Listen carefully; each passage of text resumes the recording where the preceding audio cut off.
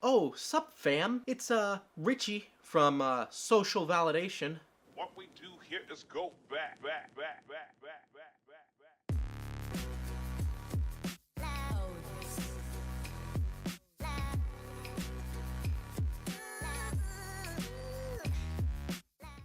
Y'all know that person in high school who was just fucking always in drama, but for some reason when you talk to them about like, well Stacy, why are you always in drama? Stacy's response would always be, I am so fucking done with this drama bullshit. Like she'll make posts on like fucking Facebook about how she's done with the drama. Yes, when you think about that person who's always in the drama and says they're never about it, they're always above it, that person is Social Repose. Like, first of all, Social Repose, this was high school, right? It happened in high school. I don't care about it. You don't care about it. Nobody cares about it. The only reason you're bringing it up is because that was your prime, right? That's when you were at your peak, top of your game.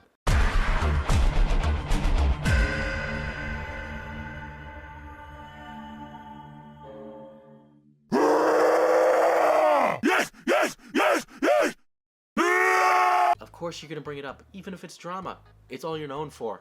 It's all you're known for. Like, literally, you are a townie. You're still here doing the same shit you were doing in high school. Seriously? It's time to stop. Oh boy, so today's video is about Social Repose, aka Richie, aka Richard, as I will be calling him from here on out. Now, I debated about doing a video on him or another YouTuber for quite some time now. I don't do videos on other YouTubers, and I mean real YouTubers, not people trying to sell you chiropractic cancer cures. I don't do those often because I don't want to ruin my social game with other YouTubers, because that's what it is. It's social business politics. So calling out another YouTuber, you better have a good reason for it. And I have come to the conclusion that I have a very good reason for talking about Social Repose today. Before we get any further, I don't know where to fit this in, but a lot of alternative YouTubers are really open with their feelings and their audiences. And I mean, like, if that works for you, that works for you. I personally like that little bit of boundaries, but a lot of them definitely get very close with their fans. So I'm not about that. Take that for what you will. Whatever. So, why am I talking about Richard? Why am I talking about Social Repose? Why the fuck should I care? Why should any of you care? Okay, well, let me give you the short and skinny, and by the short and skinny, let me give you the long game, because there are a lot of characters and moving parts in this, and it really just will emphasize my points as we get further through this video, so it's good to build those up. So, a long time ago, Richard was dating Jacqueline Glynn, another alternative YouTuber. Right? Fine. Unfortunately, Richard has this constant problem, a historic problem, of falling into pussy. I know, a curse, I'm sure, but unfortunately, because of this, and him getting caught doing it, he was let go from Jacqueline's life. He cheated. He's an ass. We all know that. The internet knows that Richard is an ass for doing that. We moved on. We're not gonna ponder on that forever. He's left to ruminate with that himself. It's shitty that it was public, I agree.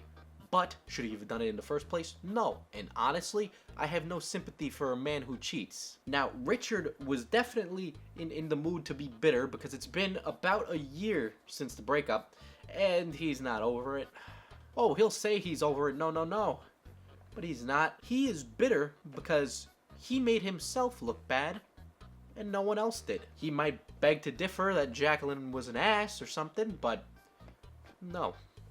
Would it have happened if he just didn't fall into pussy? You know, a really interesting thing is how much contempt Richard has for his audience.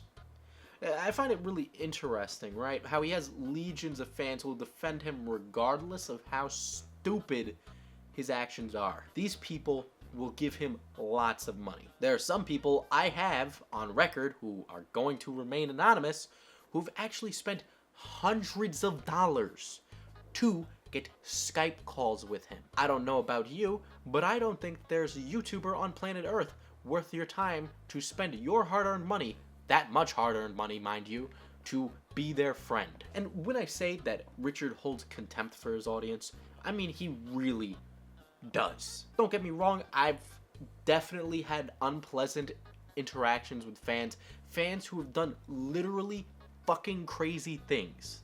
But without you guys, I would not be where I am today, and I acknowledge that. I'm very appreciative of all the help that my good fans do give me, and those awful ones definitely are the minority. It's that people need to understand boundaries, right? But these fans, right, for Richard, become his friend by spending all this money and have sent him gifts, even though they work a minimum wage job, giving him money hand over fist so that way he can feel alright, sending him gifts like crates of Monster in the mail. You know how expensive a lot of that can get, especially when you're working minimum wage? No, but it's totally okay for me to be just a bit of an ass to you, right? This is like if you guys paid to be my friend, right? You got in a call with me, and then I talk shit to you in the third person about you as if you're not there. That's what it's like. I've had a lot of hate. I've had a lot of people that really why don't I'm like. still getting hate. So it's pretty obvious that Richard has a bit of a tumultuous relationship with his fans, and the more drama he causes, the more tumultuous that relationship comes. But what about his interpersonal relationships? How are those going? Now, obviously, if Richard did another video on Jacqueline Glenn about her, directly aimed at her, that wouldn't go over well. Who's gonna defend him for going after his ex that he cheated on? So you don't do that. What you do is you go after the people around her, and then don't say that that is the reason you're going after these people. So that is why the Jessie Paege video exists. He needed to put her down to get at Jacqueline, right? If you make her feel bad, you'll make Jacqueline feel bad. Because you gotta make Jacqueline feel bad still, right? You just can't move on. Anyway, let's get into the video.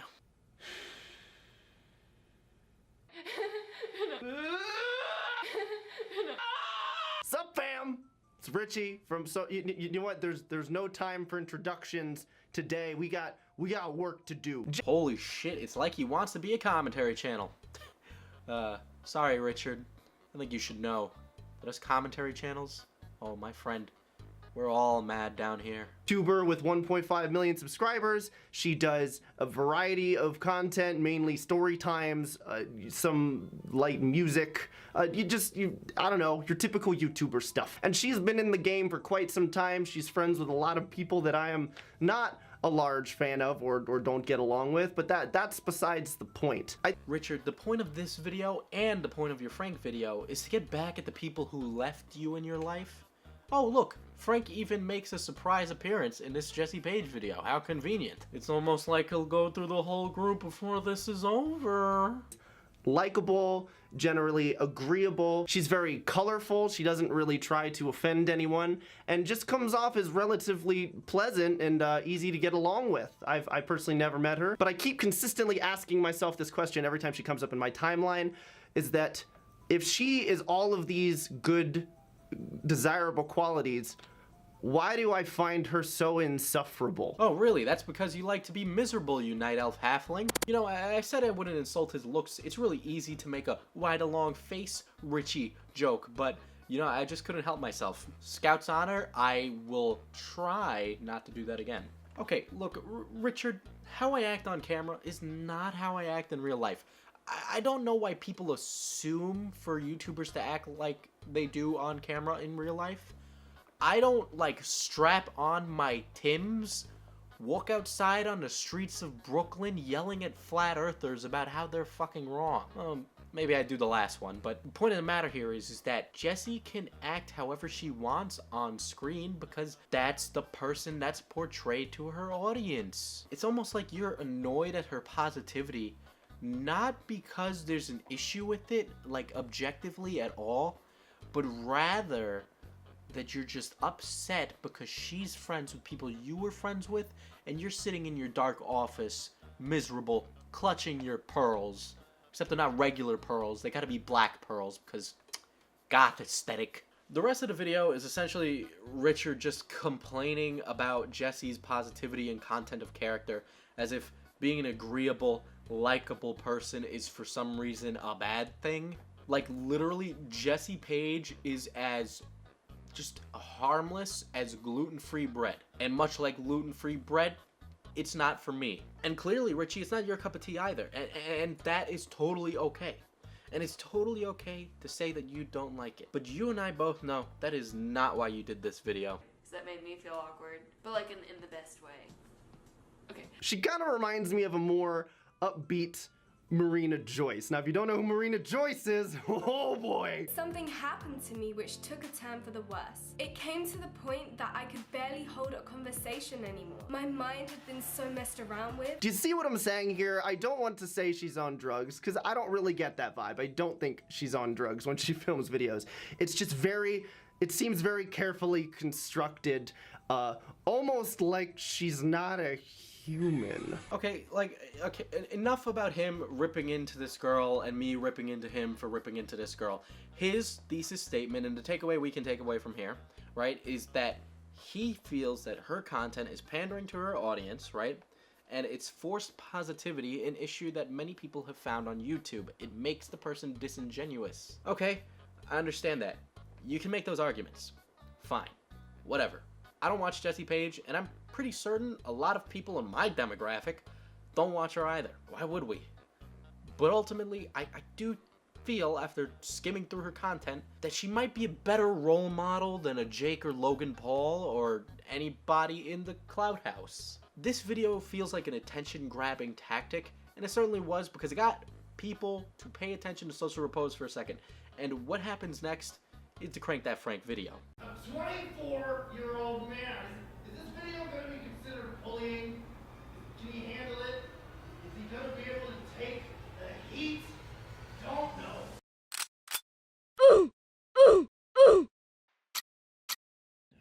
Jeez. Not bopping my pussy hard enough. Okay, so in the same vein of the Jessie Paege video, Richard decides to say that Crank That Frank's content, of which I will call him Frank because saying that full name is just something else. He says it's pandering. First thing I want to talk about, and arguably the biggest problem I have with this content, is his relentless audience pandering. This point can kind of be a summation of most of the videos he's made in the last 2 or so years. I know a lot of what I'm about to say overlaps with the Jessie Page's videos, but to be totally real with you, Jessie Paege gave me a lot more to work with here, but this is the big problem. And that's a lot to say, Richard, considering that you do song covers all the fucking time. It's almost like, your content's the same, it's pandering. I understand how you could be like, oh, it's a place for the fans to just geek out about the new releases. Oh, wow, look at that. It's a cover of Joji's Test Drive, which was released recently. You realize the hypocrisy in that? I realize it. Maybe, if you don't want to say his content's pandering, stop making popular song covers. But that's not the point of the Crank That Frank video. You see, Frank said that Richard is a bad person for cheating on his girlfriend, and that he doesn't want to be friends with Richard anymore because of that. Controversial opinions to hold. I know. How can a man say such a thing? This is fucking stupid. Anyway, Social Suppository makes a claim so bold, so fucking bold, with such little evidence. It's really not even evidence. It's baseless conjecture. He says stuff that is so ridiculous that in today's day and age, if you say that to the right person, you can cause tons of trouble for the people you're saying it about or to. Like, if you make the claims that Richard made and you have no evidence, that is dangerous. That is literally one of the dumbest things you could do. And we're gonna get to those claims, right? So, you know what?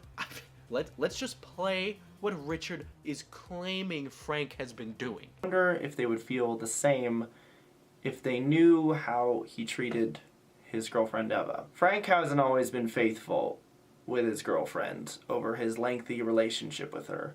Frank has dangled financial obligations over her head when he knew damn well that she couldn't support herself on her own. Eva even explained at the last Playlist Live, when we were all still in speaking terms, how she was afraid to leave Frank because she was terrified that he would turn his audience against her, and she would have nothing left. Oh, it's almost like that should have been at the beginning of the video. That, my dear friend, is your thesis statement. That's your thesis statement. And hey, and you would get an F on that essay because it's not at the beginning of your essay. You know, most people sat there and went, okay, Richard, where's the proof? Where's the proof? It makes sense to ask that. It's an obvious thing to ask. But Richard provides none of that, except a message of him talking to Eva, I think, or Frank. Regardless, it's the last interaction he had with them, and there's no evidence. That doesn't count as evidence. You're not showing Eva in an abusive relationship. You're not showing anything, and you're claiming this? Oh, why? Because he doesn't want to be friends with you. Because your skeletons are out of the closet, and you need to take his out? No.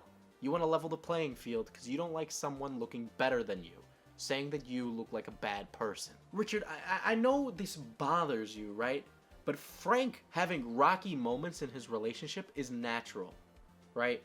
Stuff like arguments happens in relationships. It's part of that, and you have to learn to grow together. Unfortunately, you don't want to grow, you think you're perfect. Richard, you claiming he's a bad person? You saying, oh, Frank's just like me. Me and him are a lot alike. What are you, first of all, a fucking shitty Marvel villain? Second of all, Richard, yes, you are the bad man. But Frank is definitely not a bad man. I can't see that. I looked at their responses to your video, and that is a couple who seems genuine in what they're saying. You know, and that's a lot to say, especially with YouTubers and them coming on a camera all the time and crying. But especially with Ava's video, right? And I sat down and I watched this with my girlfriend, right? And she pointed out how you could see in Ava's eyes that she had been crying for hours and hours before this. You can see it in a person's face. You can see when a person has been crying for a long time. I'm sure a lot of you have seen it or woken up after you've been like bawling your eyes all night, and you know what that look looks like. When you say things like this, it is an attack on the couple's pride, on both the man and the woman. I'm a man, so you know, it resonated with Frank for me. You know, when you have that claim thrown at you, it's an attack on your pride. It's saying you're not a good man and that you don't treat your woman right. It is very serious, and there is no evidence brought up for this. I just want to hammer home how serious a lot of these claims can get, because there can be investigations opened up on it when you make claims like this and someone reports it. So let's compose ourselves and continue through. You know, the funny thing is, and I noticed this looking at his videos, Richard has put the words content cop in both of his tags. Oh yes, and iDubbbz is also there as well. It's almost like he thinks these videos are similar to a content cop. And you know, this is when I began to think, Richard thinks he's a righteous man. Richard is a righteous martyr taking the path of most resistance because he knows deep down in his heart that he is right. Okay, you want to play the martyr? You want to play content cop? Let's play content cop, Richard. Let's do it. Alright, so today we're gonna play content cop. But first we gotta discuss, what is a content cop? In my opinion, a lot of people look at a content cop and they feel that it is a takedown of that person's content. Okay, and at a surface level I could definitely see that. But I don't think that's what a content cop is. That is how the arguments are propped up. You see, the content cop, its argument is propped up by the content. But the content itself is not the crime unless that is brought into question. The reason a content cop is done on a channel is because it is a deconstruction and critique of that channel's main themes and ideas that they are preaching. For example, the Rice Gum content cop was not about how Rice Gum's content is shitty and poorly produced. Rice Gum and his content, right, showed how Rice Gum himself values his wealth and how he feels that wealth puts him above other people. Rice Gum's content shows Rice Gum in a light that he is better and above and richer than everybody, including his mother. That was the main theme of that content cop, to show how Rice Gum's greed and malice makes him a bad person in his content. It was addressing that theme, the theme of Rice Gum's flex. Tana Mongeau didn't have a content cop done on her because her content was poor. Tana Mongeau had a content cop done on her because she is a hypocrite. Her content's neither here nor there. The reason Ian paid that money to see her and then say the power word was because she had used it, right? And he was making a point to address how hypocritical it was of her to have used it and then claim something else about it. That content cop on Tana Mongeau exists because she's a hypocrite and she did not practice what she preached. You could go through this with any of the content cops. It is about the theme of the channel, not the content they produce. And content's on a channel, right, really makes up the bulk message of who that person is. For example, if there was a content cop done on Logan, it would be about his braggadocious brand, probably. Maverick, right? About being a maverick. Logan's channel is about how he is a maverick. That's what a content cop is.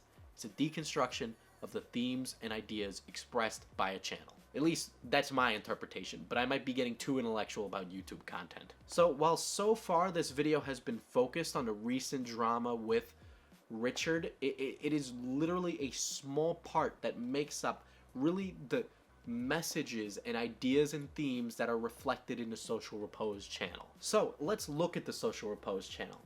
Alright, I looked at the Goth Raid Boss's YouTube channel, and here's what I saw. He is metaphorically blind to what he is and has done.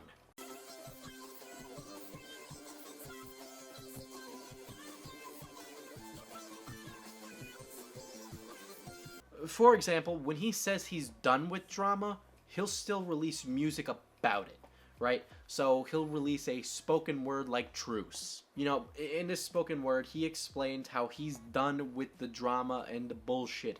But let me just read a quote from the spoken word. I don't want to play these games. I don't want to do this. I don't want to dance around you anymore. I know it wasn't a mistake because I can only trip and fall so many times before the floor feels like a place of comfort. The song is literally like that joke I made at the beginning about him, oh, I tripped and I fell into a vagina. That's what this song is. While he's talking about how he feels bad about the breakup, he feels he's the victim. This doesn't read as someone who's done with the bullshit. This reads as someone who says, I'm done with your bullshit. And there's a very big distinction between being done with the drama and being done with you, who caused the drama. Big difference. Or perhaps either my friends are fake or I'm the problem. Which, Richard, let me answer that one for you. It's you. You're the problem. But that's all recent music, right? That really encapsulates his victimhood that he claims that he has through his music.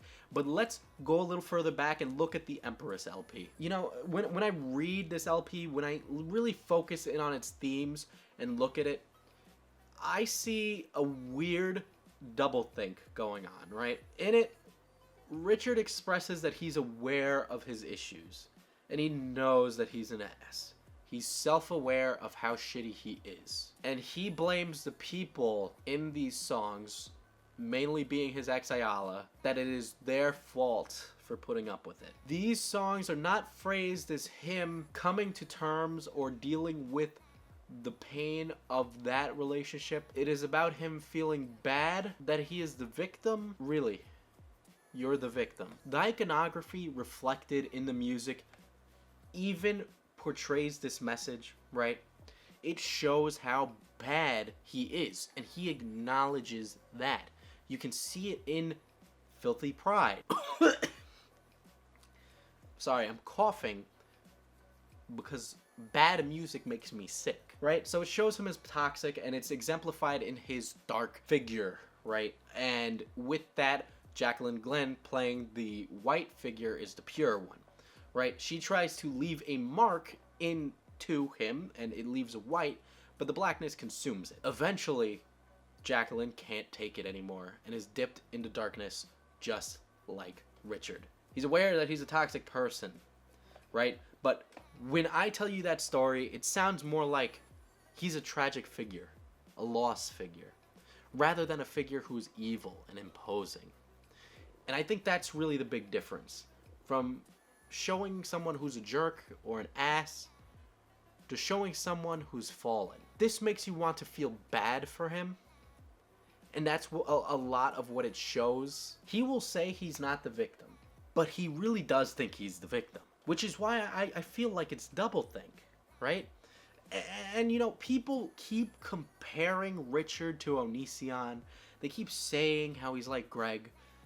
But guys, I don't think he's like Greg, right? If I had to compare him to anybody, right, I would compare Richard to Tana Mongeau in a goth headdress. He's a hypocrite. He says one thing and does another. He doesn't really feel that he has done anything wrong. It's other people who should have been socially aware that he was a bad guy and he was going to cheat on them anyway. No, you should be loyal. It shouldn't be that. People should be aware how awful you are going into it. You can see how Social Repose really feels about himself through his music. He will say one thing in the videos, but it is not that. He feels that when Frank did a video on him, that he was the victim. So that's why he had to make the video. He was upset that Frank said something bad about him, so he did a video. Had Frank not said anything bad, there would be no video. Why would he go public with that information that he has? It was because he felt bad. He doesn't like his self-image looking shitty, despite him saying, oh, I'm a fallible human being. I did something wrong. I know. It's that he thinks he's the victim, guys. That's exactly why he went after Frank. The entire Empress EP chastises Ayala. That's what that EP does. It tells her, well, you should have known better. You knew I was a dick, and you went and you did it anyway. But I don't think you can really feel how bad Richard was unless you watch Ayala's stream where she tells the truth. It's about an hour long. It goes over the relationship. I'm not going to go over it. There's a lot there. You know, she discusses Richard's manipulation, that he would threaten suicide if she broke up. It was a lot. A lot of what Ayala said sounds problematic. And I really don't use the word problematic, so you know if I'm using it, it really is fucking problematic. Richard is a hypocrite. He is relatably sad and pandering through his audience to show how sad he is.